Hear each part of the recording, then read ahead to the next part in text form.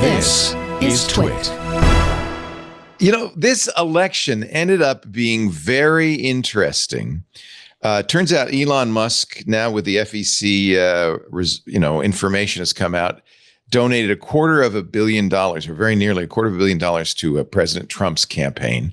And he got a good payout. I think he got his money's worth because he is very much part of the transition team. New York Times story, I think a couple of days ago, actually says it's not just Elon, but it's Elon's buddies. And they are not just, doing DOGE, the Department of Governmental Efficiency. They are in on the interviews. Right at the beginning, Elon Musk and Larry Ellison of Oracle were house guests, went to the first transition meeting. I brought the two richest people in the world today, Trump told his advisors. What did you bring? And his mom, May Musk, has actually been in apparently on some of the meetings. So Elon brought his mom. He also brought a whole bunch of people, including this Jade Birchall. He's the head of Elon Musk's family office. He's been interviewing candidates for jobs at the State Department, even though that's not his bailiwick. FTC, FCC, Mark Andreessen is there.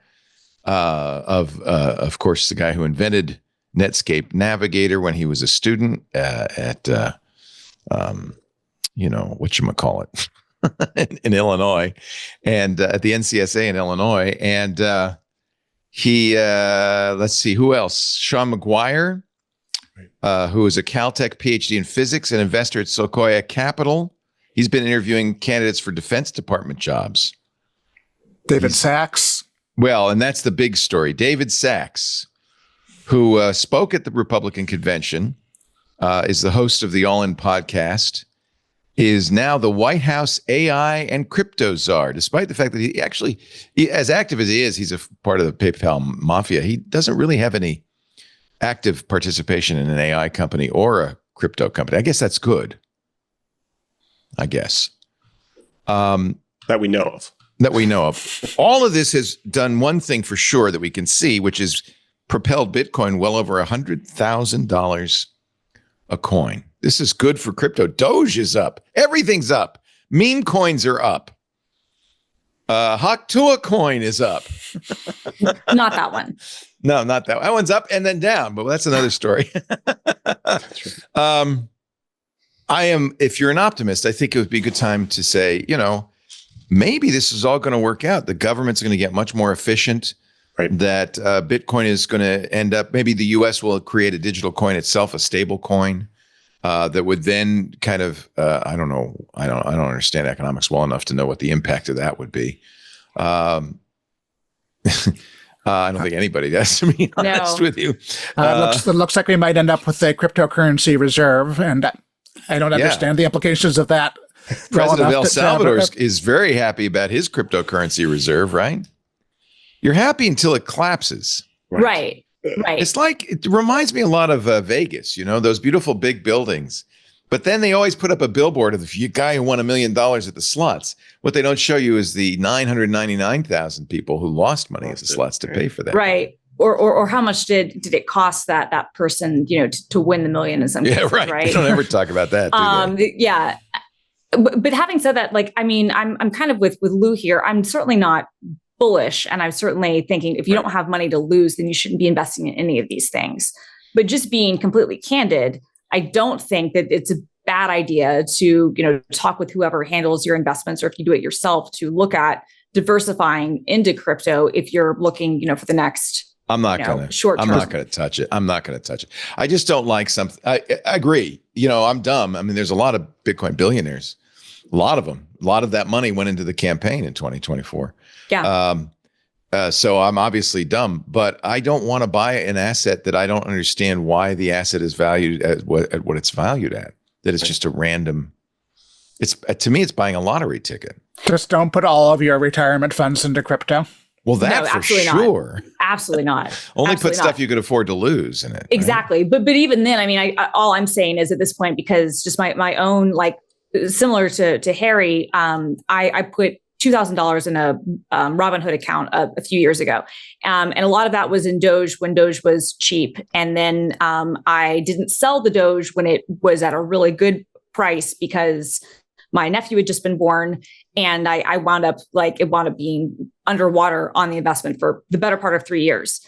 It is now, I've had an 85% return. So I've made, money, so to speak, and it's a small amount. It doesn't matter, but it is one of those things that for me, I was like, okay, I put this money in just for fun, gambling genuinely. I now, with enough time has passed because of the changes that have happened for various reasons, I have a good return, but I certainly wouldn't stake my retirement or anything important on it. Right. Yeah, my wife, well, every time we go to Vegas or Reno, she has $20. She says, I'm going to play this slot till it's gone. She's twice now won $600 and $900. So she's way up. Right. And now the temptation is then for me to say, wow, I got to get into this. This is great. You're making a mint out of this. But we know what the reality is. There's also, and I worry about Bitcoin, and maybe I'll address this to you because you're more bullish on it, Lou. But I worry that what Bitcoin has done is enabled ransomware, yes, and all sorts of crime because it is almost as close to untraceable as cash, and it's a lot harder to transfer $1 million in cash from your headquarters in Virginia Beach to Hungary, but it also costs a lot in terms of energy use. There are gas fees, even though Haktua maybe hadn't invested in her own coin or wasn't doing insider trading, she made lots of money on the fees, right? Because there's fees. Right. And so all of these things and the speed with which a transaction happens is unpredictable. It's slow unless you pay more to the miner to validate it. Even though now they've got proof of work, so it's not as bad as it was. I think the whole thing has lots of negatives that people don't even know about or don't consider. They're mostly just saying, oh, but I could make so much money. I feel like we're promoting a technology that is not an ideal technology. Not understood yet, too. I mean, that's you're calling all the negatives, and those all make sense because I don't the Haktua thing drives me nuts, right? Because it's a perfect example. It's a perfect example of just like other companies coming up with new AI ways of doing something stupid, right? Like I think this is another example of allowing somebody to go and create their own cryptocurrency, and then of course So I think that's the bad thing about it, right? I mean, there's got to be some level of correction that needs to happen, and so maybe that's why government should get involved to regulate it. And some of this stuff is solvable, or at least partially solvable, like the sustainability aspect. There's already been some progress with some cryptocurrencies, and there's a lot more that can be done. And there are startups working on it since the original way that the stuff was verified was incredibly energy efficient. But that's just not like a given for this whole idea. Well, we'll find out because many considered anti-cryptocurrency chairman of the Fed. Of the SEC, Gary Gensler, will be replaced now by a guy named Paul Atkins. And he is, as far as we can tell, pretty pro cryptocurrency, right? And so while Gensler has been kind of saying, and I kind of agreed with him, cryptocurrencies should be regulated as securities. But the crypto community does not want it to be seen as a security. And I think that they're going to get their way with this new guy, Paul Atkins. President Bukele of El Salvador has now got a crypto treasury of $600 million from his initial investment in Bitcoin. Trump wants to do the same thing. He has said in the campaign trail, he said he wants to make the U.S. the crypto capital of the planet and create a similar strategic reserve of Bitcoin. Of course, if you hold Bitcoin, all of that is great news. It means your assets will go up. Right. Right. But is it great policy? Right. I think the people who are looking at this aren't considering that. They're just saying, well, I don't care because I'm gonna make a mint. I'll get mine. I don't understand. I don't understand, even if you're bullish on this stuff, I don't understand. I mean, other than the greed aspect, I don't understand why this would not be a security. That's the thing that I've never understood. It seems to me that it is. I've never understood that argument. You should have capital gains taxes on it. You should do currently. Absolutely. Yeah. We are talking about a guy who went bankrupt running casinos, so I wouldn't put too much stock in his take on this whole thing. Yeah.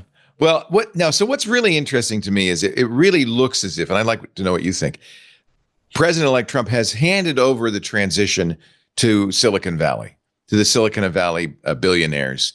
They have moved into Mar-a-Lago. They're doing the interviews. Elon is sitting in phone calls with Zelensky and others. There was a conspiracy theory before the election that Trump didn't really want to govern. He liked being president, and he liked the benefits of it, including putting aside all of his convictions, which it apparently has.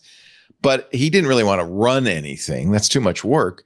So he was very glad to have people like Elon come in and do it. And that was the conspiracy theory that Peter Thiel and Elon Musk were funding Trump because they knew that he would take a back seat. He would enjoy the trappings of power without actually having to worry about it.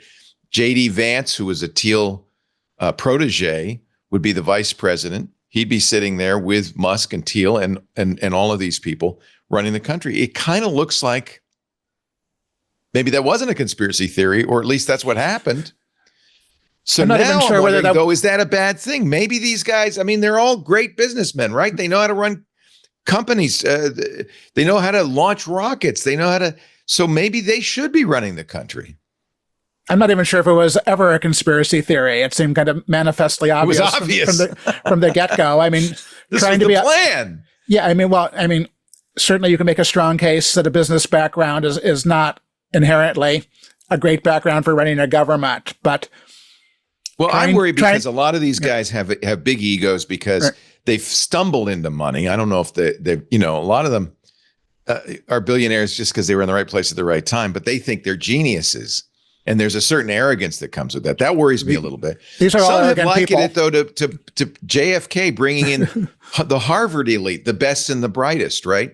Or Abraham Lincoln's team of rivals, bringing in the best minds to help run the country. And maybe that's what's going to happen. Yes, they are arrogant, but so is virtually everybody else at that echelon of power. You don't get to be president without being a little arrogant. Trying to be optimistic, I would hope that maybe there's the potential for them, by sitting in on these meetings, to soak up some knowledge they don't already have, and that they have enough of a humble side to realize that they are not experts on foreign policy or all these other things outside of their wheelhouse. They're in there for the interviews, maybe just to make sure that the person is competent and smart, and then somebody else is going to do the other part of the interview.